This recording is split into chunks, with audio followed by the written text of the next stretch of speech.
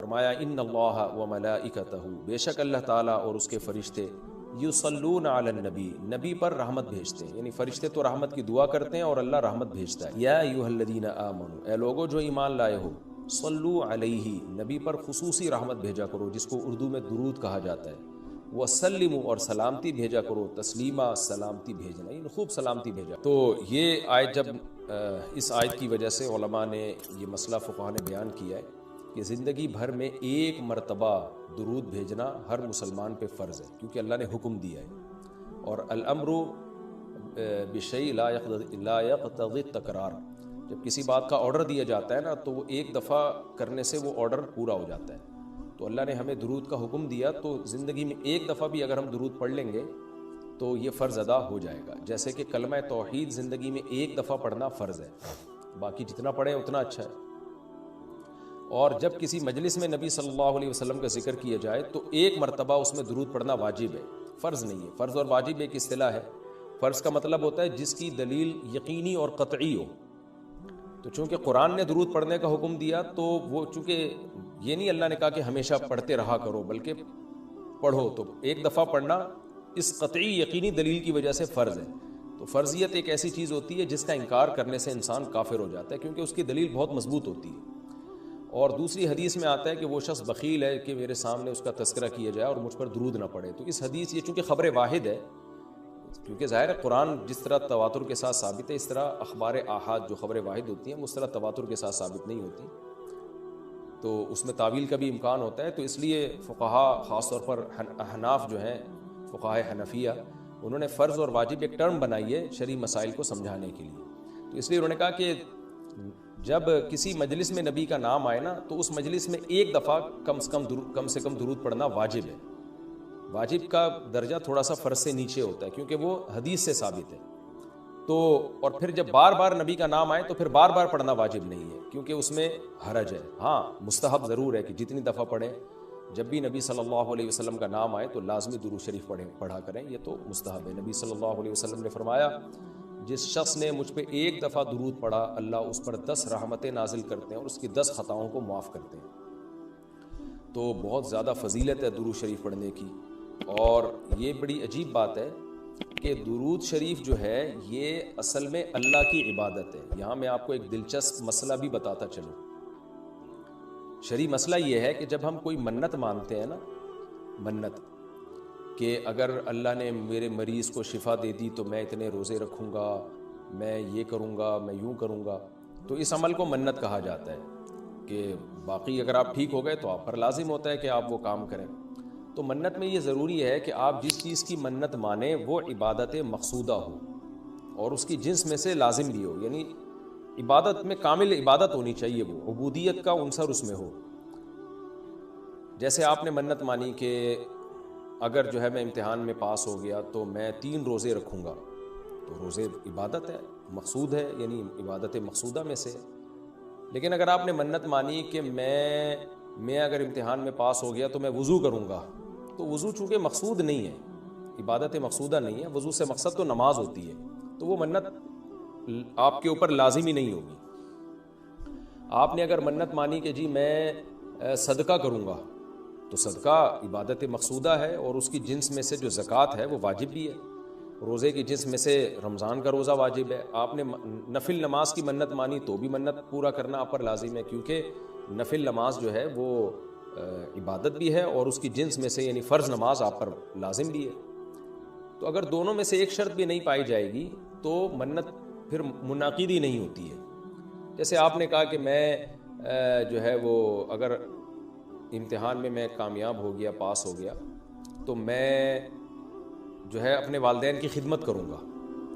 تو یہ خدمت ثواب تو بہت ہے لیکن عبادت مقصودہ نہیں ہے، عبادت مقصودہ نہیں ہے۔ تو یہ منت آپ پر پورا کرنا لازم نہیں ہوگی۔ خدمت تو کرنی چاہیے، ماں باپ کی خدمت سے بڑھ کر تو دنیا میں کوئی نیکی نہیں ہے، لیکن عبادت مقصودہ نہیں ہے۔ مقصودہ کا مطلب نماز، حج، یہ سب چیزیں جو ہے نا مقصود میں آتی ہیں۔ یہ کسی عارضے کی وجہ سے اللہ نے ہمیں حکم دیا ہے کہ تاکہ ماں باپ کو پریشانی نہ ہو۔ یہی وجہ ہے کہ اگر خدمت کے محتاج نہیں ہوتے تو پھر خدمت واجب بھی نہیں ہوتی، ان کی خدمت کے محتاج ہوتے ہیں تو واجب ہوتی ہے۔ لیکن نماز تو جب بھی ٹائم آئے گا آپ پر لازم ہوگی، زکوٰۃ تو سال گزرنے کے بعد جب بھی صاحب نصاب ہوں گے آپ پر لازم ہوگی، چاہے غریبوں کو ضرورت ہو یا نہ ہو، آپ پر تو زکوٰۃ واجب ہوتی رہے گی۔ تو اب علماء کا اختلاف ہوا ہے کہ اگر کوئی شخص درود شریف کی منت مانتا ہے تو کیا اس پر درود شریف کی منت پوری کرنا لازم ہے؟ بعض علماء نے کہا کہ نہیں، کیونکہ درود شریف بھی عبادت مقصودہ میں سے نہیں ہے۔ اس کی پہلے میں اور آسان مثال دیتا ہوں، جیسے تلاوت۔ علماء کہتے ہیں اگر کوئی یہ منت مانتا ہے کہ اگر میں امتحان میں کامیاب ہو گیا تو میں 3 پارے تلاوت کروں گا، تو یہ منت پوری کرنا بھی واجب نہیں ہے، کیونکہ قرآن پڑھنا بہت زیادہ ثواب تو ہے لیکن عبادت مقصودہ نہیں ہے۔ بلکہ مقصد قرآن سے کیا ہے کہ آپ کا دل بنے اور آپ کو آخرت کی یاد تازہ ہو، آپ کو شرعی احکام کا علم ہو۔ ثواب بہت ہے، ہر ثواب کا کام اصطلاحی عبادت نہیں ہوتا، خوب سمجھ لیں۔ عبادت کی بھی 2 قسمیں ہیں، ایک عبادت ٹرم ہے، اصطلاح ہے، اور ایک عبادت مجازن ہم عبادت، ہر اچھے کام کو عبادت کہتے ہیں۔ اس لحاظ سے تو کھانا کھانا بھی عبادت ہے کہ اگر آپ کی نیت اچھی ہے اس سے، لیکن ایک ہوتی ہے مقصود عبادت، تو مقصودہ عبادت میں سے نہیں ہے۔ ثواب بہت ہے قرآن کی تلاوت کرنا، اللہ سے محبت کی علامت ہے، بغیر سمجھ کے پڑھنا بھی بہت بڑی نیکی ہے، قرآن بغیر سمجھ کے پڑھنا بھی، لیکن قرآن کی تلاوت کی منت جو ہے وہ منعقد نہیں ہوتی۔ تو اسی طرح اب یہ اختلاف ہوا ہے کہ اگر کوئی درود شریف کی منت مان لیتا ہے کہ اگر میں امتحان میں کامیاب ہو گیا تو میں 100 دفعہ درود شریف پڑھوں گا، تو کیا یہ منت پوری کرنا واجب ہے یا نہیں؟ تو بعض علماء کہتے ہیں کہ واجب نہیں ہے۔ وجہ اس کی ہے کہ درود شریف عبادت مقصودہ نہیں ہے، کیونکہ درود شریف کا مقصد تو یہ سید الانبیاء محمد صلی اللہ علیہ وسلم سے محبت کا اظہار، تو یہ نماز روزے کی طرح نہیں ہے۔ لیکن راجح قول یہ ہے، جس پہ فتویٰ دیا گیا ہے، کہ یہ منت پوری کرنا واجب ہے، کیونکہ درود شریف عبادت مقصودہ ہے، اور عبادت مقصودہ ہے اور اس کی جنس میں سے واجب بھی ہے، فرض بھی ہے۔ تو فرض کیسے ہے؟ کیونکہ قرآن نے ہمیں حکم دے دیا، اب زندگی میں ایک دفعہ درود شریف پڑھنا فرض ہو گیا۔ یہ مسئلہ تو آسانی سے سمجھ میں آ گیا کہ فرض کیسے۔ اب یہ ایک سوال پیدا ہوتا ہے عبادت مقصودہ کیسے ہے؟ نبی صلی اللہ علیہ وسلم کی تو عبادت جائز ہی نہیں ہے۔ اس کا بڑا دلچسپ جواب دیا حضرات فقہا نے کہ درود شریف اصل میں اللہ کی عبادت ہے، جو ہم اللہ کو خوش کرنے کے لیے کرتے ہیں، کیونکہ اللہ نے ہمیں آرڈر دیا ہے، اور اس میں عبادت کا عنصر، عبادت کہتے ہیں جس کی جو ہے وہ جس میں عبودیت کا عنصر ہو، آپ بطور غلام جو کام کر رہے ہو، جس میں آپ کو لاجک پوچھنے کی بھی اجازت نہیں ہوتی۔ جیسے 5 نمازیں فرض ہیں نا، کیوں فرض ہیں بھائی؟ لاجک کی ہمیں حکم نہیں، ہم نے پڑھنی ہے۔ روزہ فرض ہے، اس کی حکمتیں اللہ نے بیان کی، لیکن وہ حکمتیں نہ بھی ہوں تو روزہ رکھنا پڑے گا۔ تو درود شریف بھی عبادت مقصودہ میں سے ہے، اس لیے کہ اللہ نے ہمیں حکم دیا، تو ہم اللہ کو خوش کرنے کے لیے اللہ کی غلامی کے طور پر پیغمبر پر درود بھیجتے ہیں۔ اس سے درود شریف کی اہمیت بہت زیادہ بڑھ جاتی ہے، اور اس میں بہت ساری حکمتیں حاصل ہو جاتی ہیں کہ ہم اللہ کو راضی کرنے کے لیے، کیونکہ اللہ نے ہمیں حکم دیا ہے، جیسے نماز کا حکم دیا، زکوٰۃ کا حکم دیا، اللہ نے کہا کہ تم یہ عبادت کرو گے میری، یہ ہوگی میری، کیونکہ دعا عبادت ہے۔ دعا میں کیا ہوتا ہے؟ ہم اللہ سے بھکاریوں کی طرح مانگتے ہیں، تو اللہ نے کہا اور دعائیں تم مانگو نہ مانگو، یہ والی تو اسپیشلی تم پہ فرض ہے۔ ایک تو اطلاق دعا مانگنا ہے نا، لیکن اسپیسیفک کوئی مخصوص دعا مانگنا تو فرض نہیں ہے، لیکن یہ والی دعا مانگنا ہم پہ اللہ نے فرض کیا ہے کہ تم نے پیغمبر کے لیے رحمت کی دعا کرنی ہے، یہ تم پہ فرض ہے، یہ مجھے خوش کرنے کے لیے فرض ہے۔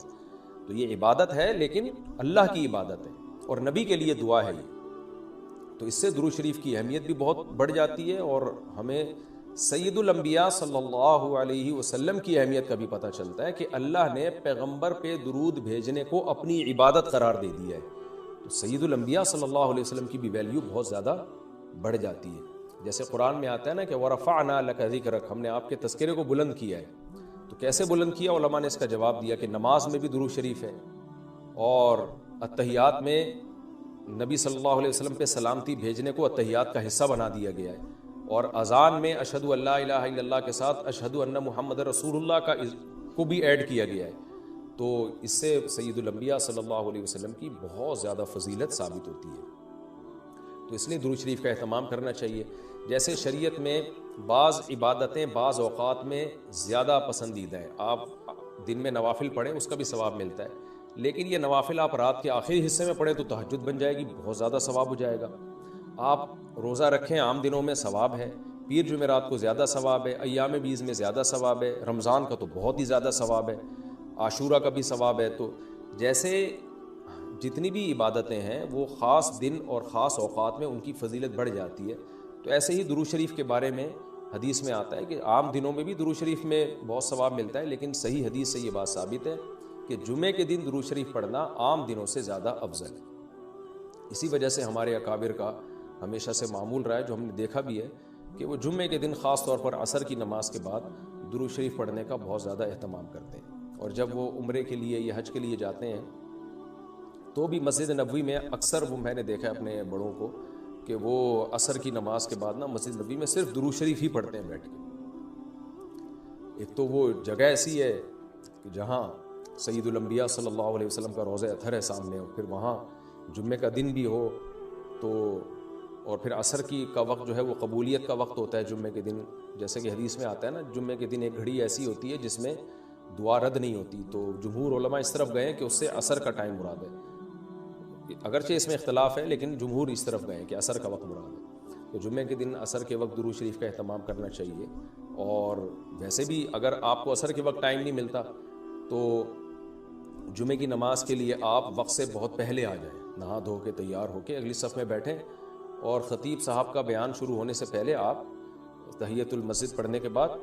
درود شریف کی کثرت کیا کریں، تو اس کے بہت زیادہ فضیلت ہے اور ہمیں اللہ نے حکم دیا ہے۔ اور علماء نے بیان کیا کہ درود شریف کو جو اللہ نے ہم پہ لازم کیا نا، اس میں ایک حکمت یہ بھی ہے کہ سید الانبیاء صلی اللہ علیہ وسلم کی بشریت ہمارے ذہن میں اور اچھی طرح بیٹھ جائے، کیونکہ پچھلی امتیں جو تباہ و برباد ہوئی ہیں وہ اس لیے ہوئی ہیں کہ انہوں نے پیغمبروں کو اتنا اونچا مقام دیا کہ اللہ کے برابر لے آئے، جیسے عیسائیوں نے حضرت عیسیٰ کو اللہ کا بیٹا بنا دیا معاذ اللہ، اور ہمارے یہاں بھی جو بدعتی لوگ ہیں انہوں نے سید الانبیاء کو حاضر ناظر مشکل کشا نے کیا بنا دیا، تو شرک کرنے لگے۔ تو درود شریف میں ایک حکمت یہ بھی ہے کہ جب ہم نبی کے لیے دعا کرتے ہیں اللہ تعالیٰ سے کہ اللہ سید الانبیاء پر اپنی خصوصی رحمتیں نازل فرما اور آپ پر سلامتیاں بھیج، تو اس سے ہمیں یہ بھی پتہ چلتا ہے، یہ عقیدہ ہمارے دل میں بیٹھتا ہے کہ محمد صلی اللہ علیہ وسلم بھی اللہ کی رحمت کے محتاج ہے، تبھی تو ہمیں حکم دیا جا رہا ہے کہ ان کے لیے دعا مانگو۔ ہاں یہاں ایک اشکال ہو سکتا تھا اس کا کہ بھئی اچھا اس کا مطلب نبی ہماری دعا کے محتاج ہیں، تو نہ نبی ہماری دعا کے محتاج نہیں ہے، اللہ کی رحمت کے محتاج ہے۔ ہم دعا نہیں بھی مانگیں گے تو اللہ اپنے حبیب صلی اللہ علیہ وسلم پر رحمت بھیجے گا، لیکن اللہ نے ہمیں حکم یہ دیا تاکہ ہماری نظر میں یہ عقیدہ اور اچھی طرح مضبوط ہو جائے کہ تم بھی پیغمبر کے لیے اللہ سے دعا مانگا کرو۔ اس سے پتہ چلتا ہے پیغمبر تمہاری دعا کے محتاج ہو یا نہ ہو، لیکن اللہ کی رحمت کے بہرحال محتاج ہے، اور پیغمبر بھی اس لائق ہیں کہ ان کے لیے دعا مانگی جائے، اور یہ اس سے ان کا مرتبہ کم نہیں ہوتا بلکہ مرتبہ بڑھ جاتا ہے، کیونکہ پیغمبر نے ہمیں یہ سکھایا ہے کہ یا ایھا الناس انتم الفقراء الی اللہ، اے لوگو تم سب کے سب اللہ کے در کے محتاج ہو۔ اور یہ جو میں نے کہا کہ پیغمبر اس لائق ہیں کہ ان کے لیے دعا مانگی جائے، تو اس کا کوئی یہ مطلب نہ لے کہ پیغمبر ہماری دعا کے محتاج ہے، یہ میں بار بار بتا چکا ہوں، ہماری دعا کے محتاج نہیں ہے، لیکن